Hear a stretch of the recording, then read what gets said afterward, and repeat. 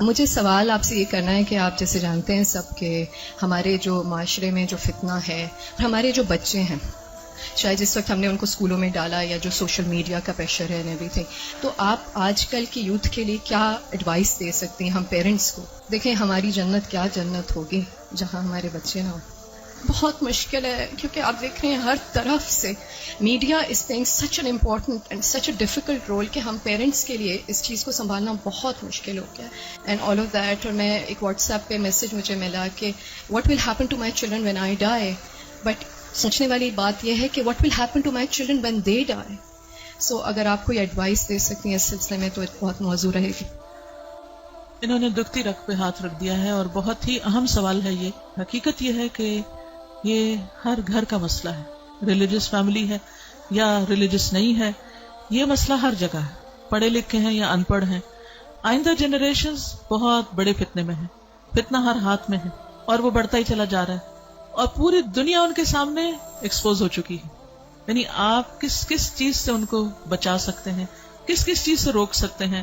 صرف ایک ہی حل ہے اور وہ روک اندر ہو، اور وہی تقویٰ والی بات ہے کہ جب تک ان کے اندر خود اللہ کا ڈر نہیں آتا، آخرت کی فکر نہیں آتی، اس وقت تک کوئی باہر کی چیز اب ڈھکی چھپی رہ نہیں گئی.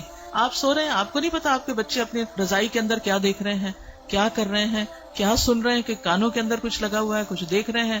اور پہلے تو کہیں کسی خالی جگہ پہ جا کے چھپنے کی ضرورت تھی، تو اب تو گھر کے اندر بھی ہر جگہ چھپنے کی جگہ ہے، کیونکہ جس اسکرین پر وہ سب کچھ دیکھ رہے ہیں وہ ان کے ہاتھوں کے اندر آ چکی. اس کے لیے جو پرسنل میرا ایکسپیرینس ہے وہ دو چیزیں. ایک تو یہ کہ ہم اسکولوں سے تو جو اسکول ہیں انہی میں ہی جائیں گے، اور جو باہر معاشرہ ہے اور جو کچھ ہو رہا ہے وہ سب وہ کریں گے، اس سے کاٹ تو نہیں سکتے. میں نے سب سے زیادہ جو دعائیں مانگی ہیں، رو رو کے مانگی ہیں، سجدوں میں پڑھ پڑھ کے مانگی ہیں، وہ اسی کے لیے مانگی ہے کہ اللہ میرے بچوں کو ایمان دے. یہ صرف پچھلے 5 سال میں جتنی چینجز آئی ہیں وہ اس سے پہلے شاید کئی 100 سال میں نہیں آئی تھی. اور پھر دوسرا کیا کیا، یعنی اللہ تعالیٰ سے خود ہی مانگا. دوسرا یہ کہ ہر تھوڑے عرصے کے بعد عمرہ، اللہ کے گھر چلو، کیونکہ اللہ کے گھر کا جو جلال ہے، اور اللہ تعالیٰ اگر انسان کو کہیں سب سے زیادہ محسوس ہو سکتے ہیں تو وہ بہت جگہ ہے. یعنی ہمارے ملک میں، ہمارے گھروں میں، ہمارے ماحول میں وہ فیلنگ نہیں آتی جو وہاں جا کر آتی. تو الحمدللہ ان عمروں نے، اللہ کے گھر کی زیارت نے دل کے اندر تھوڑی سی جگہ بنائی اللہ کو پہچاننے کی. کیونکہ جب تک اللہ کو بچے پہچانتے نہیں، اس کی عظمت کو محسوس نہیں کرتے، وہ اللہ سے ڈر نہیں سکتے، تو وہ تقویٰ نہیں آتا دل میں. تو اس سے یہ ہے کہ وہ ایسی جگہ ہے جہاں اللہ ماشاءاللہ سب کو جا کر یقین ضرور آتا کہ کوئی ہے ایک جس نے یہ سب کچھ بنایا. پھر اس کے بعد یہ ہے کہ قرآن کا علم. میں نے سب سے زیادہ تکلیف دہ مرحلہ گزارا کہ جب میں نے اپنے بیٹے کو قرآن پڑھایا، تو پھر میں نے یہ ٹھان لی کہ کچھ بھی ہو مجھے اس کو پڑھانا ہے. وہ ایج ایسی تھی کہ جس میں کچھ نہ کچھ وہ سننے کے قابل تھا، ورنہ وہ ایج بھی گزر جاتی ہے تو پھر بچے وہ اتنا بھی نہیں سنتے.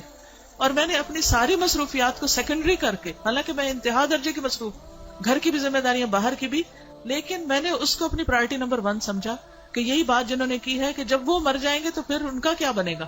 یعنی ہمارے مرنے کے بعد تو جو ہوگا سو ہوگا، ان کے مرنے کے بعد ان کی قبروں کا کیا حال ہوگا اور ان کی آخرت کا کیا ہوگا. تو اللہ سبحانہ وتعالیٰ نے قرآن مجید میں فرمایا قوا انفسکم واہلیکم نارا، اپنے آپ کو اور اپنے گھر والوں کو آگ سے بچاؤ. ایمان والوں کو خطاب ہے کہ اے ایمان والوں اپنے بچوں کو آگ سے بچاؤ.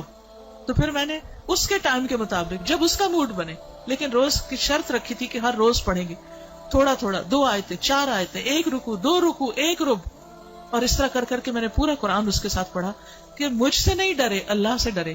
میری خاطر نماز نہیں پڑھے، اللہ کی خاطر پڑھے. میری وجہ سے کچھ مت چھپائے جو دیکھ رہا ہے، اللہ سے ڈر کے چھپائے. تو یہ کسی حد تک فائدہ مند ہوا.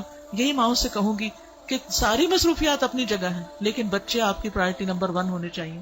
ان کے لیے کھپ جائیں، دعائیں مانگ مانگ کے بھی، اور اس کے ساتھ ساتھ ایک دفعہ کم از کم قرآن سے ضرور گزر جائیں.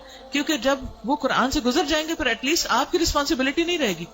اللہ ان کی سب خیر کرے، لیکن اگر خدا نہ خواستہ ان کے اندر کوئی بگاڑ آتا تو آپ کی پکڑ نہیں ہوگی. لیکن اگر آپ نے کوشش نہیں کی، محنت نہیں کی، تو آپ کی بھی ساتھ پکڑ ہے. صرف آپ کی نمازیں پھر کام نہیں آئیں گی.